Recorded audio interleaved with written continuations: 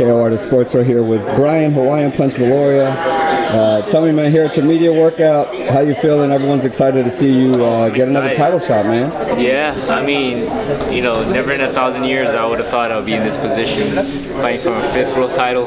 I mean, that was a dream, just fighting for 1 or 2, but for my 5th, I think I superseded what I thought for myself. Yeah. I was actually, the very first fight I ever attended as a fan was actually that fight that you won your world title and you knocked the guy out in the first round. Yeah. Yeah, and I actually went to that after party too at your manager's spot too. Yeah. But so what's the difference? Do you feel like kind of what were the nerves kind of going into that first title shot? Kind of fast forward, obviously you have a lot more experience. You've been on a bigger stage now for a while. What's kind of the difference? Do you feel when you're young and you find yourself in that stage, everything's going at like 100 million miles an hour, and everything's coming at you really fast.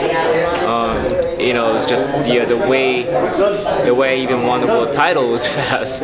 So the whole time it just felt like a dream. It felt like morning. It felt like it felt like it was surreal, but after you experience that, it's almost like you want to keep that. You don't want to always keep that. You want to hold on to that. You want to keep trying and reaching the pinnacle in the sport. And right now it's just I know I'm getting a little older. I'm not that fresh, young 24, 25-year-old fighting for the first world title again. But I feel like with the right mentality, the way I've trained myself day in, day out in my training camp, getting myself prepared is what helping me stay young. What's helping me stay at the top of my game. And I credit that a lot to how I live my life outside of the boxing ring and outside of training camp, and getting myself prepared. Even though I don't have a date set, I try to keep myself in shape and try to eat the right things, doing the right. It's always the small things that always count. So for me, doing all of those is what's helping me keep the longevity of being in the sport.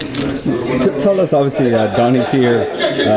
We saw you guys hug it out right now. We asked him about the sparring between you guys. Can you tell us about that sparring and how those sparring sessions were? It's always great working with a world champion, especially a guy like Donnie, who's a master of his craft, and who you can always learn, from somebody who's at the top of their game. And Donnie's one of those people that helps work with me. It's not about who's the best. We put our egos to the side and put in a good work, in sparring. Because I know there's numerous times where I see guys, especially the guys in the same weight division, sparring each other. And they know they're world champions, and they try to get their ego, over and trying to knock them out, trying to put everything put everything that they got and try to tell them, I'm the man, you're not the man. But we put that aside and we just try to put in honest good work and try to help each other prepare for the fights and our respective fights. So it's great to work with those type of professionals in training camp, and Donnie's one of those guys. Looking at the main event, well, first, just when Sor Rungvisai knocked out Chocolatito, what were your thoughts when you saw that? I was shocked. I think everybody was. I didn't hear a Coliseum so silent, after, because it was a pro Chocolatito crowd, and everybody from all his fans were there and his family were there, and so to see him go down the way he did, it was first of all shocking, but at the same time it wasn't as surprising, knowing the fact that Rungvisai went straight back to the gym, knowing that they were going to have a second match. And I heard, and I don't know if it was rumors or something, but I heard he went straight back into training camp and prepared himself for the second fight. And when guys do that, they just set themselves up for success, and and prepare themselves mentally and physically way ahead of time, and not let the success get to their head. And I don't think Rungvisai let the success get to his head. I think more so he wanted to prove everybody that it was a legit win the first time, and that he went straight back into training camp and said, I got to erase all doubts. And I think he did that with second place. What do you think of the main event that night? Gallo and Sor Rungvisai, how does that fight play out? Who takes It's going to be a really difficult chess match for both. I fought Gallo, and I lost him in a really close split decision. But he has the talent, and he has the ability to try to dissect,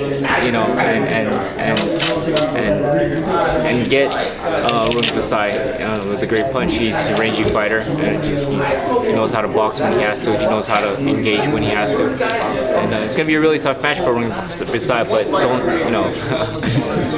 don't count on Rungvisai out. I mean, I think he proved to the world what he could do, and he proved it the way he disposed of Chocolatito. And my last question, you've been in the ring with Chocolatito, you've been in the ring with Gallo Estrada. If those two end up meeting up again, how do you see that playing out? Obviously, Gallo's going to be a little bigger, he's going to be a little fuller in weight. Chocolatito has those 2 losses in a row. If they were to meet, say, in the next year or so. It all depends, I think, on how Chocolatito's mentality is after those 2 losses. Especially a devastating loss like he experienced in his last fight. It always goes in the back of your head, and sometimes fighters are not the same after those type of knockouts, at that stage in their career. So it all depends on how Chocolatito will go back and reflect on how he's gonna come about trying to push that to the side and see if he can return to his prime self again.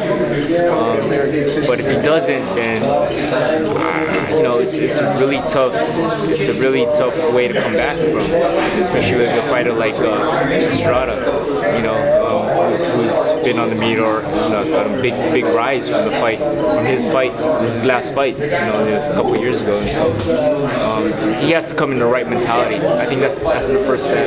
If he doesn't have that right mentality, I don't think he should step in the ring at all. Actually, just real quickly, Pacquiao-Lomachenko, a lot of people are talking about it. Obviously, we're here in the wild card. I've been hearing a lot of things